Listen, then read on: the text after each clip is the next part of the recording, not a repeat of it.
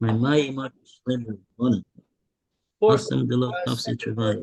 April, Rabbi Levitt, Gemora. Okay. We're on base Amud base of Metzia, and we are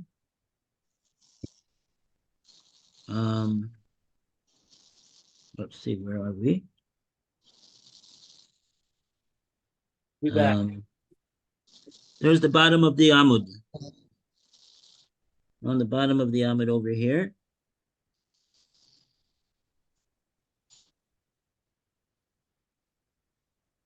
I think we're in the middle of this Rashi, B'Shvua Palgi.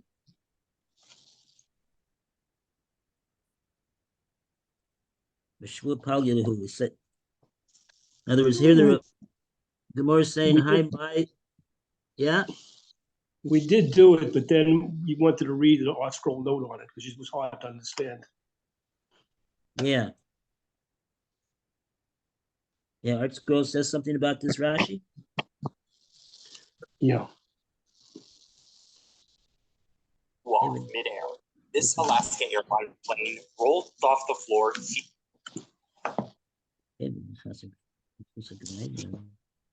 Since it's missing, he hasn't collected it, he's just holding on to it. It's disputed. It's Mashakavel Tofe. Yes, friend is also Tofe. High Tofes Bakulu. High Tofes Bakulu. Each one is holding the whole thing. Well, Kimbahu Rabbonin, Hoximaman, Michaskaso Bikdi. Right. Since they're both holding on to the whole talus, so we won't allow a division of the property between them, Bikdi, without any other indication of ownership. The fact they have a chazakah because they're holding on to it, that it's theirs. Kedamrin and Hassam, just like we say over there in that Gemora that Rashi quoted with the shore that gored the para and the Uber was Betzida. He said over there, the Rabbanim say you need a raya. So over here, we knock it down one darga, and we say that the Rabbanan won't say you need a raya, that half the talus belongs to you, but you'll need to make a shvua in order to take a share of this talus, which is being disputed by somebody else who's also holding on to it. Okay. So what's Art Scroll have to say about this Rashi? I gotta remember where it was. Okay, it's on. Okay, wait a second. Time out. Gotta get the right place. Okay, it's note 21 on 2B3. Yeah. That's what it's about divided. So, oh, really? Anybody else? Who's here to read this one?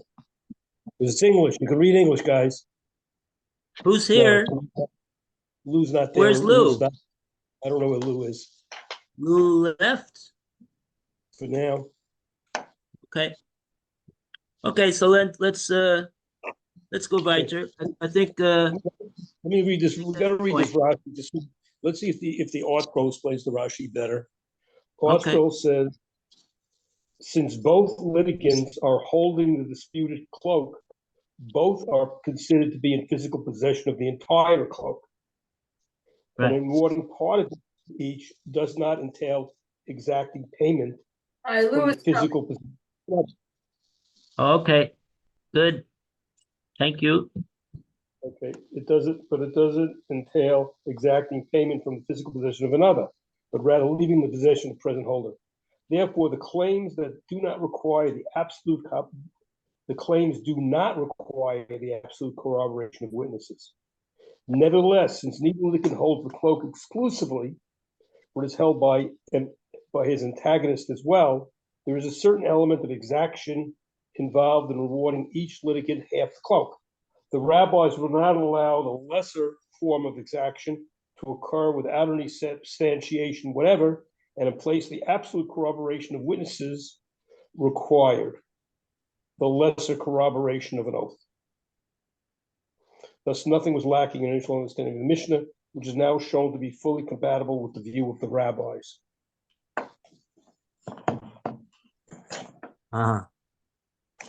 Okay. Yeah, that's the point.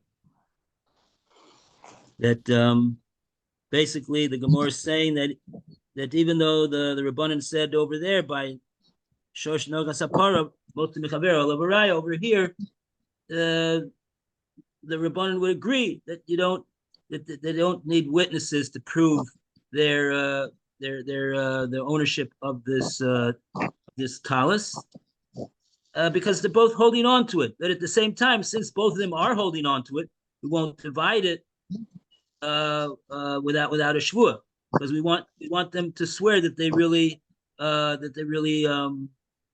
picked it up. In other words, they're both going to swear that they picked it up together with the other guy, I guess. And like that, they both acquired it, and so therefore we'll split it between them. Okay. Okay, so that's what the Gemara said. That we could understand how this Mishnah here, our first Mishnah here in Bava Metzia, could go like Rabbanan. Oh, then we have a problem. I want to say goes like Sumchas. That's difficult to say. So let's read that part right there. Eli Iyamar Kasumchas, and then we'll go weiter in the Gemara. Lou, you see where we are we're on base Amid base. Base Amid base. Okay. Afilu Ema Simchas. Yeah, okay. Let's go from there.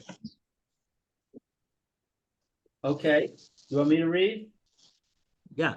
You can even say that our Mishnah is consistent with the ruling of Simchas, even assuming that Simchas and his rule in the case of positive claims. Ki Amar Simchas, Echa Deika De Rara De Mamona. When did Simchas say his rule, i.e., that no oath is required? Only where there is a true loss of money involved, such as the case of a gored cow. Aval hecha deleka de rara de mamona lo. But where there is no true loss of money involved, such as our Mishnah, Simchas did not rule that an oath is unnecessary.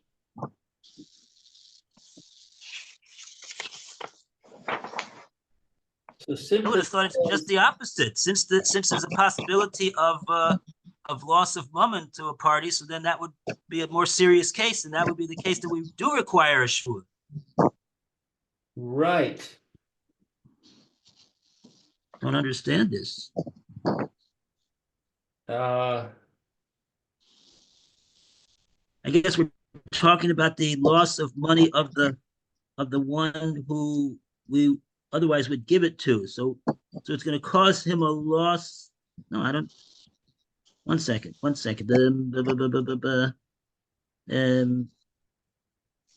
over there is drawer to mamona. Over here is not drawer to mamona. Let's see.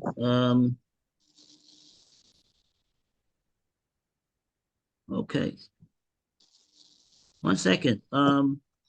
This is not the place that we were supposed to read from, actually. This was the second Tefilu Tema.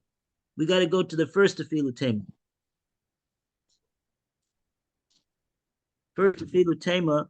I see it. Afilu tema sumchus. You can even say that our Mishnah is consistent with the ruling of sumchus. Ki amar sumchus shema shema. Because Simchas said, perhaps.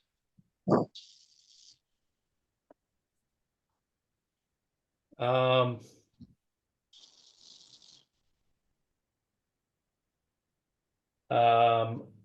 I see. In other words, in our case, each one says it's all mine. That's not Shema. That's Vadai.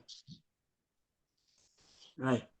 The case of Shema is the case where the owner of the shore and the owner of the para were not there at the time that the shore gored the para. So each one of them is just saying, maybe it's like I say, and he's saying no, maybe it's like I say. In other words, the owner of the shore isn't the issue is on the ubra. The issue is on the ubra b'tzida, the fetus that's on the side of the mother, and we don't know whether that fetus was there on the side of the mother, already out of the animal's body before the goring took place, or only afterwards, and therefore was a result of the goring that the para miscarried. So neither one of them was there. So each one is going to say, I say that it happened in a way that I don't have to pay for it, and he says I say that it happened in a way that you do have to pay for it. But since neither one was there, so their taina is called a tainas shema. In our case, they both of them are taining bori. I picked it up first, or I bought it from the guy, and you didn't buy it from the guy, because they were personally involved in the situation.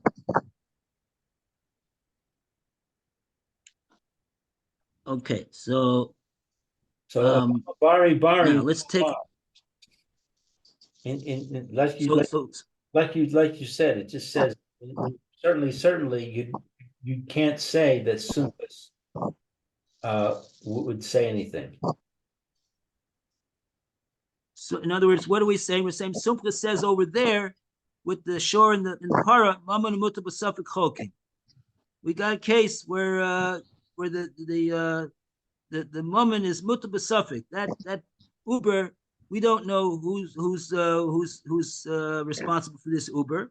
So we're gonna Sumcha says we divide it, and they don't even need to make a shvua on it. But over here, when each one is a bori on his claim, each one says he's the one that picked the talus up first in order for each one to take it away from the other one's tainus bori. He's got to make a shvua, because the other guy's taina is a strong taina. It's a tainus bori. So therefore, in order to take it out from him and get your share of the talus, you got to make a shvua. And Sumchus would agree that in this case, you'd have to make a shvua. Let's see what Rashi says. Shema v'shema. Shema v'shema, where it's doubt and a doubt. Ki hasam there. See where we are, Luke? We're in the Rashi, 1, 6, 7, 4, 5, 8 lines from the bottom. I say it, Shema v'Shema. Ki hasam there, the Katani taught, Nimsa Ubra, we found the fetus, Betsada, on the side of the cow. The Ein Yedoa, and you don't know, Im Ad Shalo Yalda, you don't know if it was happened before or after the birth. What's this one? Nigra was, when the goring took place. Right. Was the goring before the para gave birth, or was it after the para gave birth?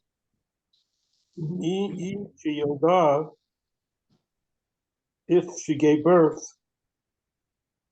gancha, and then was gore, below made, and it didn't die, havla, and the fetus did not die, machmat hagnicha, during the time of the goring.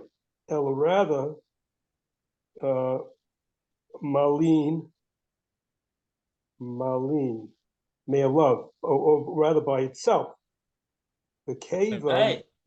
and kavan, the whole card, each side, shema.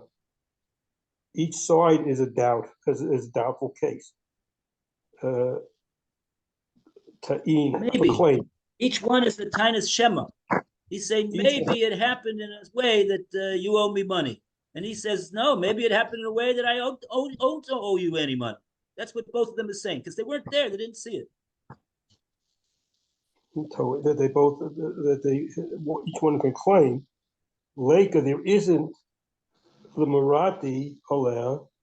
Sure, you can't make each one of them take a shur on this because it's a Shema situation. On a Shema situation, you don't take a shur. Ah, very good. You see, because the only time that you could demand a shvua is if the person is making a claim that he knows what happened, right? And therefore he could say the talus belongs to me, and I picked it up first, and I bought it from the seller before you did. But in this case, each one of them wasn't even there at the time that the shore guard the para. So each one is saying maybe. So we can't make them swear to a taina of maybe, because you got when you swear you gotta know gotta know what happened. So a shvur doesn't if we're saying that both they weren't there. What are they going to swear to? I swear that maybe I don't owe you any money. there's no such a shvur like that. I swear that maybe you don't. That I don't owe you any money. A shvur, by definition, is a taina of vadai, and I'm willing to back up my taina vadai that I know what happened, that I'm swearing to it. But if he's not even sure about what happened, he's just saying maybe it happened in such a I wasn't there. Maybe it happened in such a way that I don't owe you any money. That we can't make either one of them swear to such a claim. And so therefore we'll say we'll divide it right down the middle without having to make a shvur. Okay. So that sounds good. So now at this point in our Gemora, the Gemora is saying that even our Mishnah here in Bava Metzia could go according to the view of Sumchus. In other words, Sumchus only said over there no shvua because it was Tainus Shema. But over here, where each one's making a Tainus Bori, Sumchus could conceivably hold that you have to make a shvua in that case in order to take, because he got a Tainus Bori. Okay. On that, the Gemara has a question. Will a Rabba bar Rav Huna? Well, the Rabba bar Rav Huna the Amar, but according to Rabba bar Rav Huna, who says Amar Sumchus of Filu Bari Uvari, that Sumchus says even in the case where you have two claims which are certain claims, my Ika Lememar. What is there to say?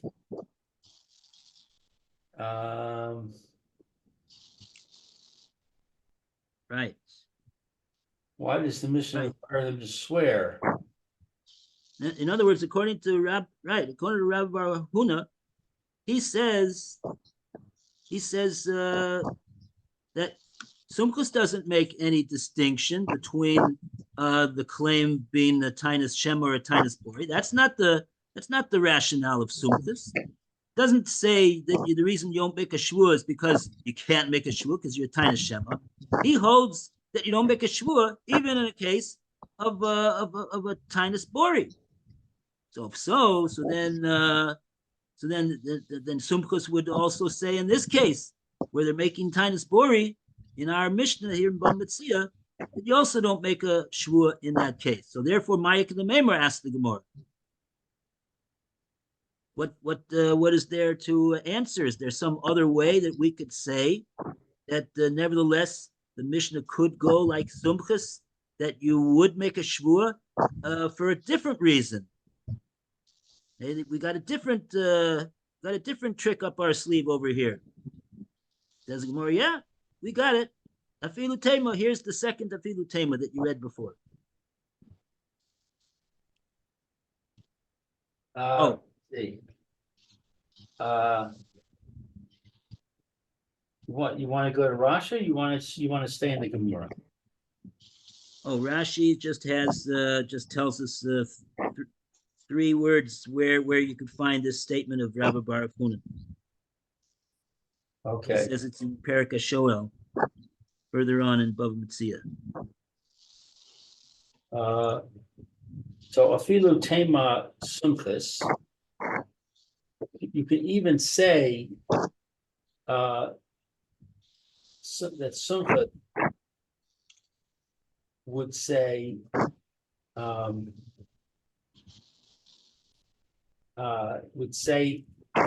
his ruling in our case, Ki Amar Sumchus de Ika de Rara de Mamona. Because Sumchus says his rule that there's no oath required only where there is a true loss of money. Aval Hecha the Leka the Rava de Rara de Mamona low. But here that there is not a loss of money. No, he would not say his rule. Let's see. His rule is that you don't need to swear. Right. That's what Sumka said in the case of the Shor and the Para So and the Uber B'Tzida. he would say you don't need to swear when there is a true loss of money. But if there's no true loss of money, like in our case, then he would not say his rule. He would say you do have to swear. Right. Right. Okay. The lav kol v'chomer hu. But is it not a kol v'chomer?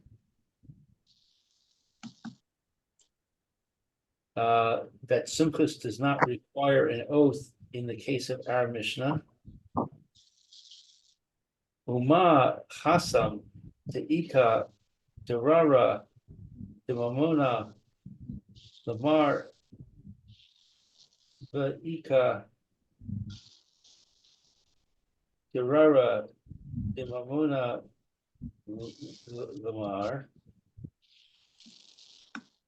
Now, there, in the case of the gored cow, there is a loss of money for this one and a loss of money for that one.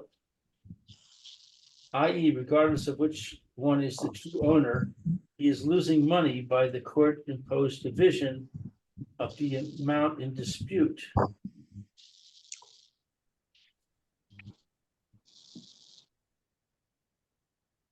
So money's being lost there by both people. The owner of the cow is losing the baby,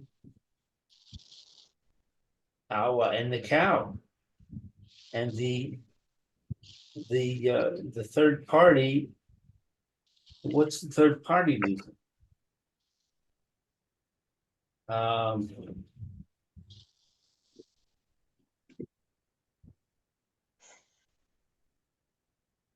Let's take a look at Rashi over here.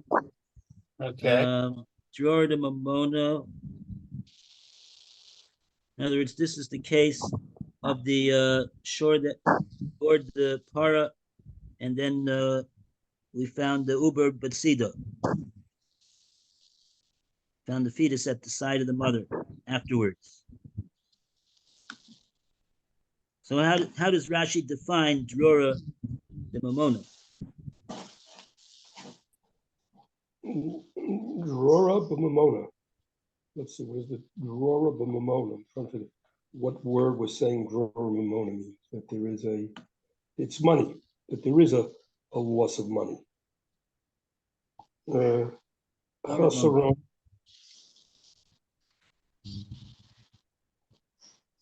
So Drora de Mamona, Drora over here, Rashi is explaining means it's a case where there's a loss of money.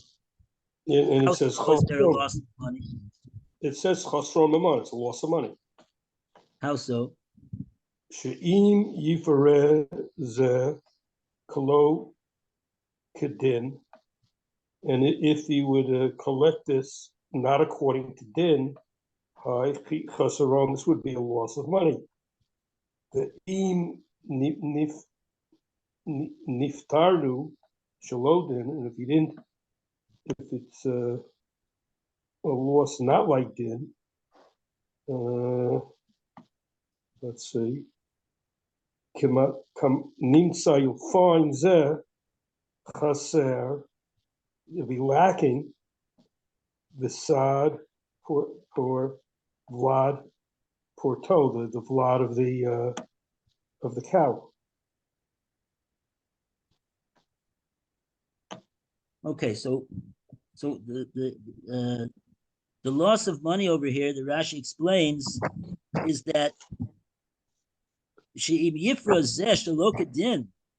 if this one is going to have to pay shalokadin for the owner of the shore, the para, admittedly he's going to pay for the para, because that seems to be not a doubt. We're taking that as a fact that that's what happened. Question over here is what happened with the uber? Was the uber born before the goring, or was it before? Or was born afterwards? Nobody was there. We don't have witnesses. But one thing is clear, though: if it really is the case that the owner of the goring animal is going to pay in such a case, which we call lo kedin, not according to the halacha, meaning he didn't. If we would know what the din was, he wouldn't have to pay because the animal was born before the goring. So that's habe pesron mamon. That's going to be an out-of-pocket loss to the owner of the shore. He doesn't have to pay for this uber. So if we're gonna require him to pay any amount, it's going to be a loss to him that he has to pay, because if we would ask Eliyahu Navi, he would say no. The thing was born before the goring. He doesn't have to pay. And on the other hand, it's the same story for the para, the owner of the para. In the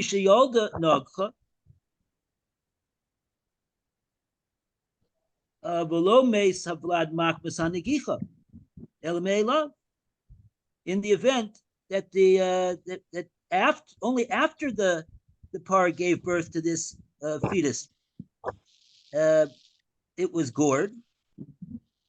So in that case, lo meis Vlad maknus anegicha. So then the Vlad did not die as a result of the goring elamei love. It died by itself, meaning without the without anything from the shore. Even the kol had shematoim, and since each one of them has a taina of shema over here, absolutely. Leka lamarme alayu shavua. Oh, that's difficult. Rashi's mixing in the fact over here that he's mixing in this fact that both of them have a tainus shema over here. We can't put a shvua on them because neither one of them really knows what happened.